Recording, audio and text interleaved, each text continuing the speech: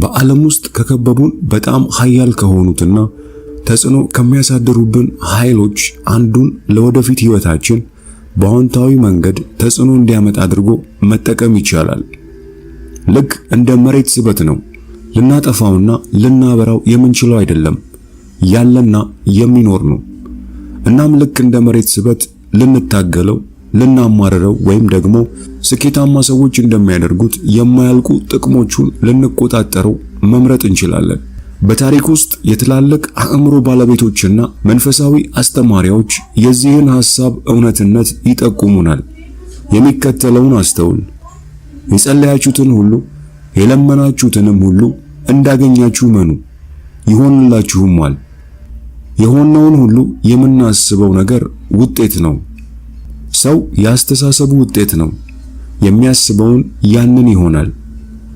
የወደፊት ግዛቶቻችን የአእምሮ ግዛቶቻችን ናቸው። እኛ ቀኑን ሙሉ የምናስበውን ነው የምንሆነው። የማይታወቀውን የሚታወቅ እስክታደርገው ድረስ ሕይወትህን ይመራዋል። አንተም ዕጣ ፈንታ ብለህ ትጠራዋለህ። እነዚህ ታላላቅ ፈላስፋዎች ሐሳቦቻችን ያለን ነገር ላይ ተጽዕኖ ከማድረግ ጀምሮ የተለማመድናቸውን ነገር እስከ መፍጠር በዓለም ውስጥ ያለንን ቦታ ሳይቀር እስከ መወሰን ድረስ ሕይወታችን ላይ ያላቸውን ኃይል ያውቁ ነበር። ግን እንዴት እነዚህ ቀላል ሐሳቦች እነዚህን ሁሉ የሕይወታችንን ክፍሎች ይቆጣጠራሉ? ሐሳቦቻችን የሚሰሩት ከኃይል በመሆኑ የሚታየው ተፈጥሯዊ ዓለማችን ላይ ተጽዕኖ ማሳደር ይችላሉ። ዛሬ በዓለማችን ውስጥ የሚገኙ ነገሮች በሙሉ የሚሰሩት ከኃይል መሆኑን ያውቃሉ። ይህም የሚታየውም የማይታየውንም ይጨምራል። በእርግጥ መሰረታዊ የኬሚስትሪ ትምህርት የሚታዩ ነገሮች ማለትም ህንፃ፣ ዛፍ ወይም ማንኛውም ቁሳዊ ነገር በቢሊዮን የሚቆጠሩ አተሞች ከሌሎች አተሞች ጋር በኃይል ተያይዘው ውሃ፣ ብረታ ብረት፣ እጽዋት፣ አፈር፣ ፕላስቲክና የመሳሰሉትን የሚታዩ ነገሮችን ለመስራት የሚያገለግሉ ጥሬ ዕቃዎችን እንደሚሰሩ ይነግረናል። የማይታዩ ነገሮች ሐሳቦችን ጨምሮ የሚሰሩት ከኃይል ሲሆን በሚታየው ተፈጥሯዊ ዓለም ላይ ካሉ ቁሳቁሶችና ነገሮች ጋር የተያያዙ ናቸው። ለምሳሌ የአእምሮአችን እርግብግብታ ሐሳቦቻችን ማለቴ ነው በሕክምና መሳሪያ ሲለካ የሚችልና ሌላ የኃይል አይነት እንደሚያደርገው ከሚታየው ተፈጥሯዊ ዓለም ጋር ይገናኛል ስል ያ ከሚታየው እውነታ ጋር የሚገናኝ የአእምሮ እርግብግብታ ነው። እንደ ዕድል ሆኖ ሐሳቦችን አዎንታዊ ውጤት ለማነሳሳትም ልንጠቀምባቸው እንችላለን። አንድ ነገር ለወራት በጣም ፈልገው በአጋጣሚ ምክንያት ልታገኘው ወይም ሊሰጥ የሚችልበት አጋጣሚ ውስጥ ሆነ የምታውቅ ከሆነ ያም ልምምዶች ላይ ተጽዕኖ ያደረገ ሐሳብህ፣ ፍላጎትህና ምኞትህ ነው። አንዳንድ ጥናታዊ ውጤቶችና ሙከራዎች ሐሳቦች በውሃ ውስጥ በፍጥነት መጓዝ እንደሚችሉ ወይ በሌሎች እንደሚወሰዱ አለዚያም በሆነ ነገር ላይ ውጤት እንደሚያመጡ ተረጋግጧል። አሁን ላይ ሳይንቲስቶች ሐሳብን የማስተላለፍን ብቻ ሳይሆን እነዚህን የኃይል ግንኙነቶች የምንፈልገውን ውጤት ወደሚታየው እውነታ እንዲያመጡ እንዴት እንደምናጠናክራቸው ጭምር በከፍተኛ ሁኔታ እያጠኑ ነው። አሁን የሰው ልጆች የሐሳብን ጉልበትና የመወሳሰብን ንድፈ ሐሳብ ማለትም አእምሮአችን በሚታየው ዩኒቨርስ በኃይል ይወሳሰብና በአእምሮአችን ውስጥ ያለውን ሁሉ እንዲሰጥ ዩኒቨርስ ሊያነቃቃው የሚችል መሆኑን መረዳት ጀምረዋል። የመሳብ ሕግ የሚተማመነው ሁሉም ነገር በማያቋርጥ እንቅስቃሴ ላይ በመሆኑ ሐቅ ላይ ነው። በሳይንቲስቶች በስፋት የሚታወቀው ሌላው ሐቅ መሬትና በመሬት ላይ ያለ ሁሉ ነገር አንተን ጨምሮ ለዚያ ነገር ወይም ለዚያ ሰው የተለየ በሆነ እርግብግብታ ይንቀሳቀሳል። ከትንሿ አተም ጀምሮ እስከ ትልቁ ሰማይ ጠቀስ ድረስ የተፈጠረ ነገር ሁሉ በማያቋርጥ እንቅስቃሴ ላይ ነው። ቃል በቃል በኃይል እንቅስቃሴ ውስጥ ነው። በተጨማሪም ሳይንቲስቶች የመሬት እርግብግብታ መጠን በከፍተኛ ኃይል ወቅት ሊለዋወጥ እንደሚችል ያውቃሉ። ይህም ሲባል በጣም ሞቃት የአየር ሁኔታ ባለባቸው አካባቢዎች ብቻ ሳይሆን እንደ የአሸባሪዎች ጥቃት፣ የተፈጥሮ አደጋዎችና ሌሎች የሰዎች ልጆች ከባድ ስሜቶች አይነት እኛም በከፍተኛ ስሜቶቻችን ውስጥ የነገሮችን፣ የሁኔታዎችን፣ የልምምዶቻችንንና ወደ መኖራችን ልንስባቸው የምንፈልጋቸውን ሰዎች የእርግብግብታ መጠን ከፍ ማድረግ፣ ዝቅ ማድረግ ወይም እኩል ማድረግ እንችላለን። በእርግጥ ከመሳብ ሕግ ዋና መመሪያዎቹ አንዱ የመርገብገብ መጠን ደረጃዎችና የኃይል ፍሰቱ በሐሳብ ቁጥጥር ስር መሆኑ ነው። ሆነ ብለህ በምታስባቸው ሐሳቦች ራስህን ወደምትፈልገው ለመሳብ ወይም የምትፈልገውን ወደ መሳብ የርግብግብታ ስምምነት ማምጣት ትችላለህ። ሌን ማርክ ታጋት የተባለች ደራሲ እንዳስቀመጠችው ስሜት ሲሄድ ኃይል ይፈሳል፣ ሐሳብ ሲሄድ ኃይል ይፈሳል። የሚስጥሩ መጽሐፍ ዋና ትኩረትም የሐሳብ ኃይል እንዴት መጠቀም እንዳለብን የሚያብራራ ነው። ያም ማለት በሕይወታችን የምንፈልገውን ለማየት ሆነ ብሎ የሆነ ሐሳብ ማሰብ ማለት ነው። ይህም 3 ደረጃዎች ያሉት ሂደት ነው። መጠየቅ፣ ማመንና መቀበል። እርምጃ 1 የምትፈልገውን ጠይቅ፣ የማትፈልገውን አትጠይቅ። ሁል ጊዜ ወደ ዩኒቨርስና ወደ ንቁ ያልሆነው የአእምሮ ክፍል በሐሳብ መልክ ጥያቄዎችን ትልካለህ። ቃል በቃል የምታስበው፣ የምታነበው፣ የምታወራውና ትኩረት የምትሰጠው ሁሉ ማለት ነው። ይህም የምታነባቸው መጽሐፍትና መጽሔቶች፣ የቴሌቪዥን ፕሮግራሞችና የምትመለከታቸው የሶሻል ሚዲያ እንዲሁም ፊልሞች፣ የምትመልሳቸው ቴክስትና ኢሜሎች፣ የምታያቸው ድረገጾች፣ የምታነባቸው ብሎጎችና የምታደምጣቸው ሙዚቃዎችን ይጨምራል። ክፋቱ የምትልካቸው እነዚህ ሐሳቦች ጥንቃቄ ያልተደረገባቸው፣ እርስ በርሳቸው የሚቃረኑ፣ ውጤት አልባና ያልታሰበባቸው መሆናቸው ነው።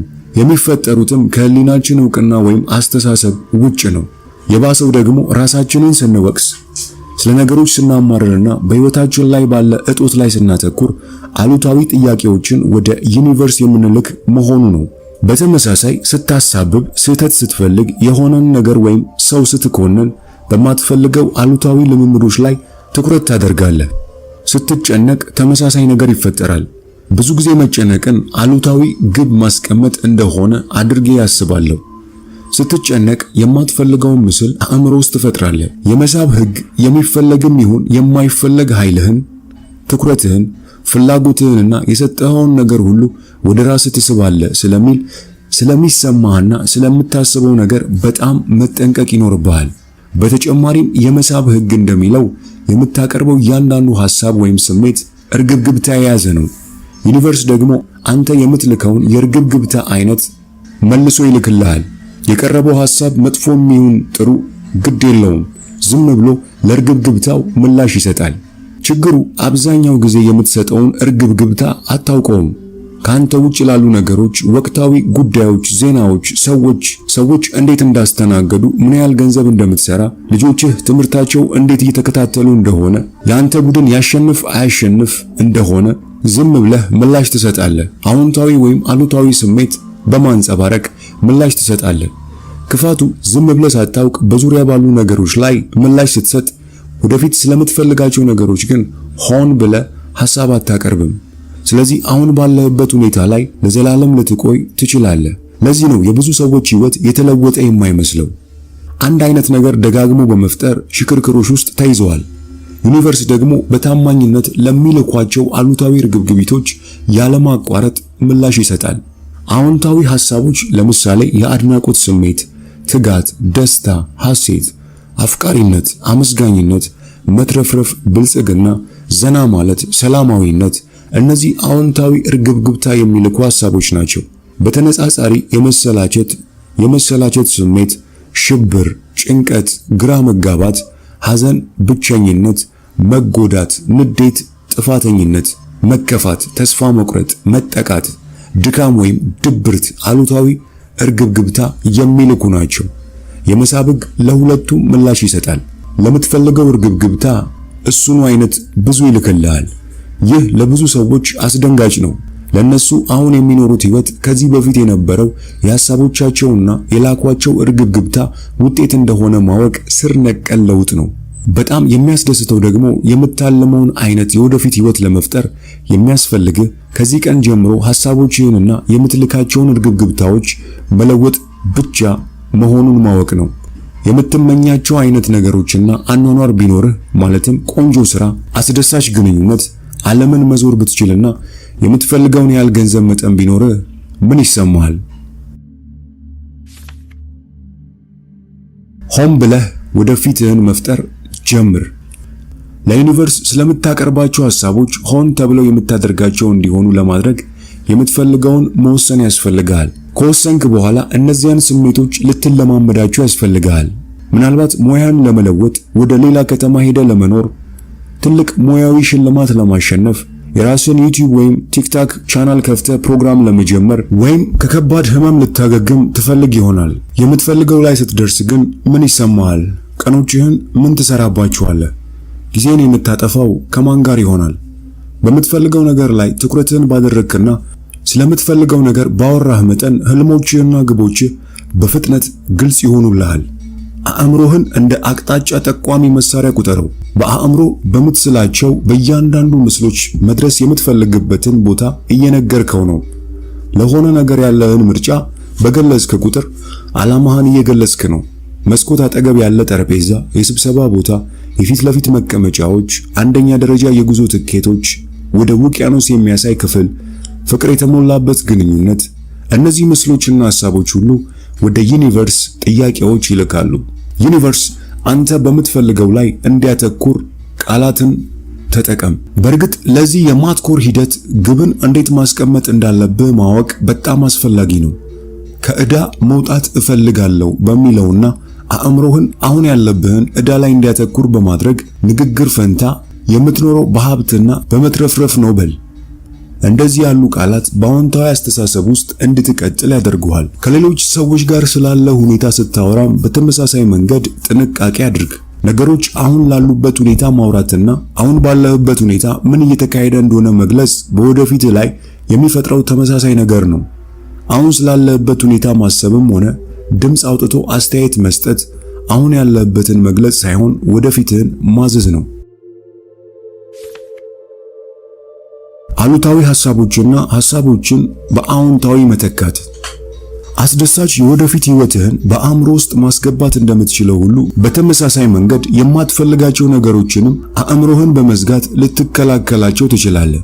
የማትፈልጋቸውን ነገሮች ስታይ ስለነሱ ላለማሰብ፣ ላለመጻፍ፣ ላለመናገር፣ በእነሱ ላይ ትኩረት ያደረገ ቡድን ውስጥ ላለመግባት፣ ከነሱ ጋር ላለመጋፋት ሆነ ብለህ ውሳኔ አድርግ። ራስን ስትጨነቅ ወይም በማጣት ላይ ስታተኩር ካገኘኸው እነዚህ አሉታዊ ሐሳቦች በፍጥነት በምትፈልጋቸውና ስትሰራቸው በሚያስደስቱ ነገሮች፣ ስዕሎችና ስሜቶች ተካቸው። ራስ ላይ ወይም ሌሎች ሰዎች ላይ ወይም ነገሮች ላይ ልትፈርድ ስትጀምር በማትፈልገው ነገር ላይ ትኩረት እያደረግክ እንደሆነ አስተውል። ሐሳብህን ወደ ሌላ ለማዞር እርምጃ ውሰድ። የሰው ልጆች መብት መሪ ዶክተር ማርቲን ሉተር ኪንግ ታዋቂ ንግግር ወቀሳ አለኝ አይደለም የሚለው ህልም አለኝ ነው የሚለው። ማዘር ትሬዛ በጸረ ጦርነት ተቃውሞ ላይ ለምን እንደማይሳተፉ ሲጠየቁ ያንን አላደርግም፣ ነገር ግን ሰላምን የመደገፍ ስብሰባ ባደረጋችሁ ጊዜ አብሬያችሁ እሆናለሁ ሲሉ ነበር የመለሱት። እነዚህ ታላላቅ መሪዎች ከሆነ ነገር ተጻራሪ መሆንንና በተቃራኒነት ላይ ማተኮር ያንኑ አብዝቶ እንደሚፈጥር ያውቁ ነበር።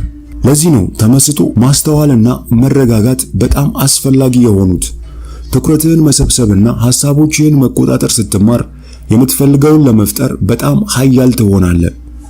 የተስፋ መቁረጥ፣ የተስፋ ማጣት፣ የድብርት፣ የጥፋተኝነት፣ የፍርሃት ስሜቶችን የሚፈጥሩ አሉታዊ ስሜቶችን በሙሉ የደስታ፣ የፍቅር፣ የመቀበል፣ የተስፋ፣ የሰላምና የሐሴት ስሜቶችን በሚፈጥሩ አዎንታዊ ሐሳቦች ተካ።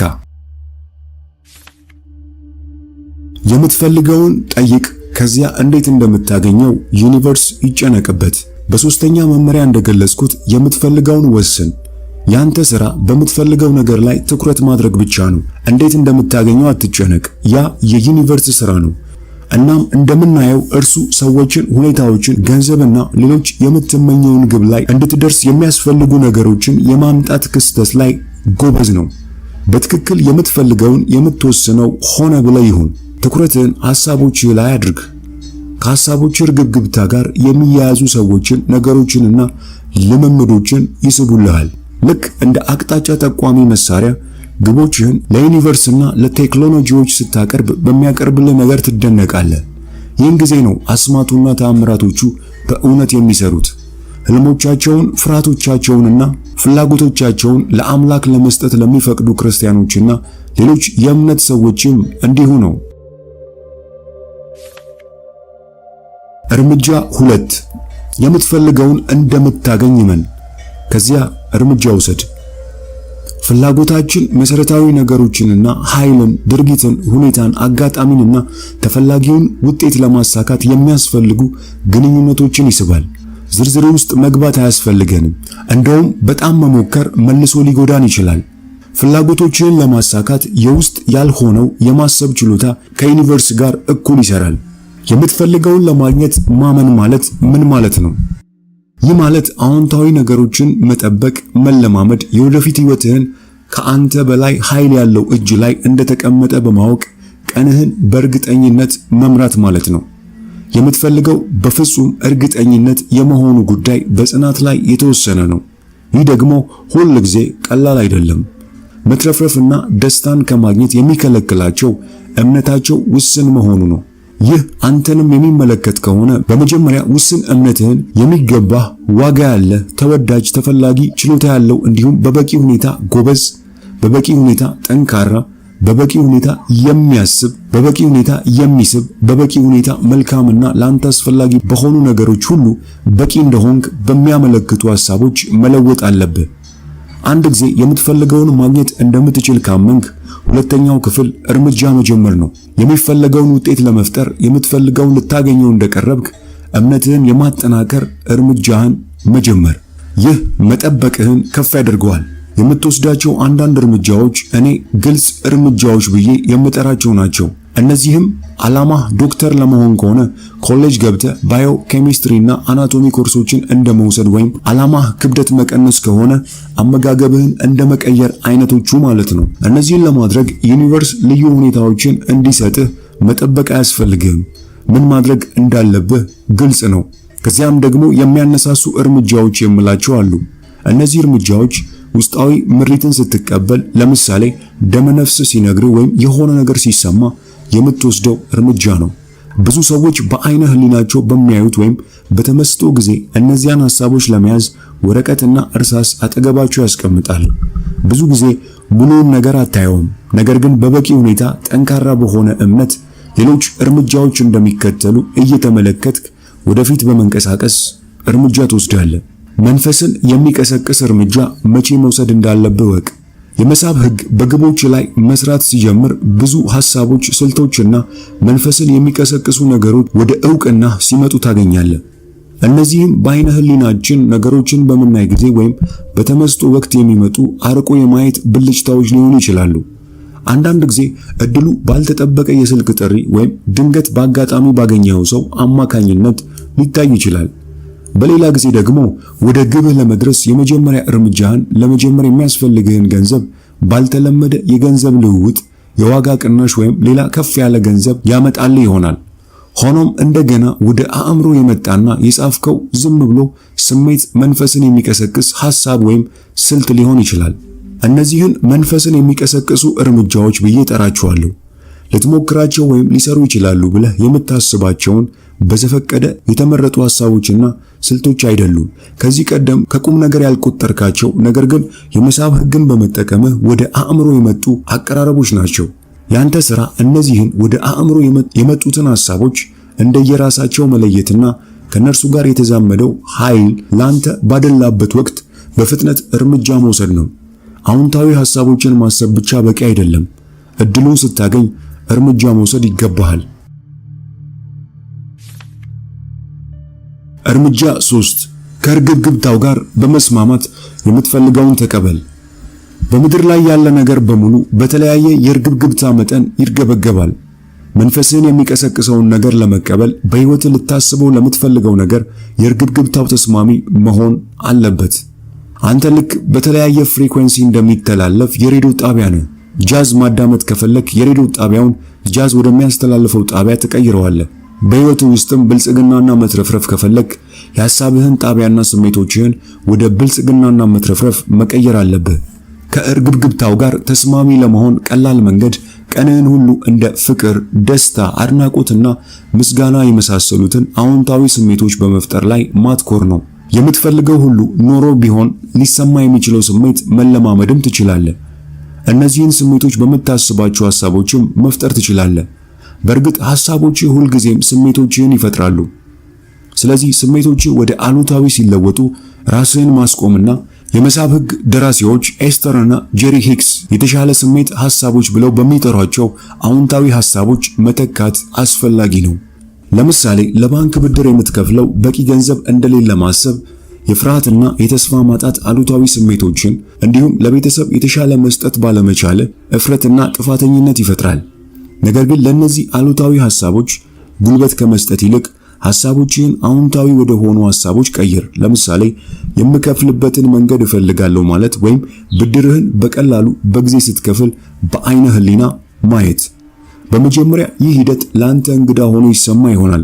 እውነቱ ግን በጊዜ ብዛት የምትችለው መሆኑ ነው። የሚያነሳሱ፣ መንፈስ የሚቀሰቅሱ፣ የሚያበረታቱ ሐሳቦችን ብቻ መምረጥ ተማር። በፍላጎትና በጥብቅ ስርዓት ልታዳብረው የምትችለው ልማድ ነው። የእርግብግብታ ተስማሚነት ለመፍጠር ማረጋገጫዎች ተጠቀም። ራስን ከምትፈልገው ነገር ጋር ወዳለው እርግብግብታ ተስማሚነት ለማምጣት ሌላው መንገድ ማረጋገጫዎችን መጠቀም ነው። ማረጋገጫ የምንለው በአሁን ወቅት ያስተዋልከው የግብ ወይም የፍላጎት መግለጫ ነው። እነዚህም ግብ ሲፈጸም የሚኖርህን ሐሳቦች፣ ምስሎችና ስሜቶች ለውስጥ ህሊና ለመንገር ልትጽፋቸው ከዚያ ሁልጊዜ ደጋግመህ ልታነባቸው የምትችላቸው ነገሮች ናቸው። ማረጋገጫ እንደዚህ አይነት ሊሆኑ ይችላሉ። ደብረ ዘይት የባህር ዳርቻ ላይ 1000 ካሬ ላይ ባረፈ ከሐይቁ ፊት ለፊት ባለ ቤት ውስጥ ስለመኖር ደስተኛና አመስጋኝ ነኝ። ወይም ያለ ብዙ ድካም በየወሩ 10,000 ብር በባንክ ሂሳቤ ውስጥ ስለማስቀምጥ ደስተኛ ነኝ። ልክ ግብ እንደተፈጸመ አድርገህ እያሰብክ ማረጋገጫዎችን ስትጠቀም ራስህን ለምትፈልገው ነገር የእርግብግብታ ተስማሚነት ለመደገፍ በሚያስፈልገው በዚያ ከፍ ባለ የደስታ ስሜት ላይ እንዲቆይ ታደርገዋለህ። በሌላ በኩል የምትፈልገውን ባለማግኘት ቅር መሰኘት ከእርግብግብታው ሰልፍ ያወጣሃል። የምትማረር፣ የምትወቅስ፣ የምትፈርድ፣ የምትገምትና የጥፋተኝነት ስሜት የሚሰማ ከሆንክ የምትፈልገውን ለመቀበልና ለመፍቀድ አይቻልም።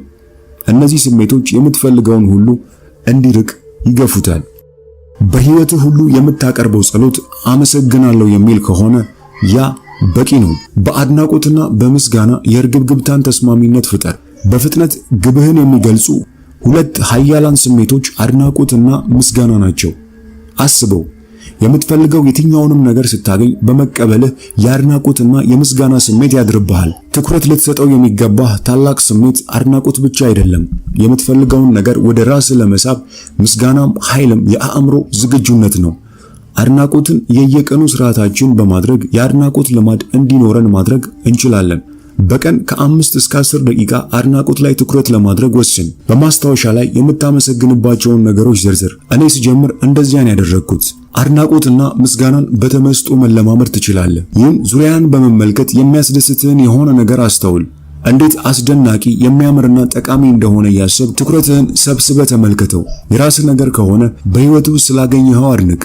አድናቆትህ እየጨመረ እየመጣ እንደሆነ እስኪሰማ ድረስ መመልከትህን ቀጥል።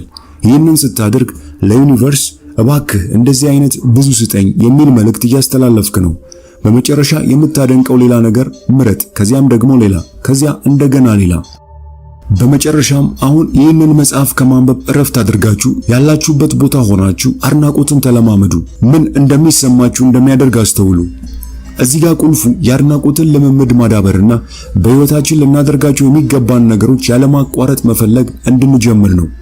ይህ ነገር የምታገኛቸውን ሰዎች አዎንታዊ ነገሮችን ማድነቅንም ይጨምራል። ስለነርሱ መጥፎውን ሳይሆን መልካም የሆነው ነገር ላይ ብቻ ትኩረት ማድረግ ስትማር ከነርሱ ጋር ያለ ግንኙነት እንዴት እንደሚለወጥ በማየት ትደነቃለህ። የዛሬውን የመጽሐፍ ቅምሻ በዚህ ጥቅስ እንዝጋው። ያለውን ነገር አብዝቶ የሚፈጥርልን ፍላጎት ነው። በልምምድህ እውነተኛ አዎንታዊ ለውጥ ለማምጣት ነገሮች ያሉበትን ሁኔታ ሌሎች አንተን የሚያዩበትን መንገድ ችላ ብለህ አንተ እንዲሄዱ ለምትመርጥበት መንገድ ፍላጎት ማሳደር ያስፈልጋል። ከዚያ ወደ ራስህ የምትስባቸውን ነገሮች ትለውጥና በህይወት ላይ ትልቅ ለውጥ ታያለህ። የዛሬ የመጽሐፍ ቅምሻችን ይህን ይመስል ነበር። ከዛሬው መጽሐፍ የትኛው ሐሳብ ተመቻችሁ? የትኛውስ ሐሳብ መሰጣችሁ? ኮሜንት ላይ ጻፉልኝ። እንዲሁም ይህንን መጽሐፍ ሙሉውን በአማርኛ የምትፈልጉ ብቻ ከታች ባለው የቴሌግራም ሊንክ አድራሻ ልትጽፉልን ትችላላችሁ።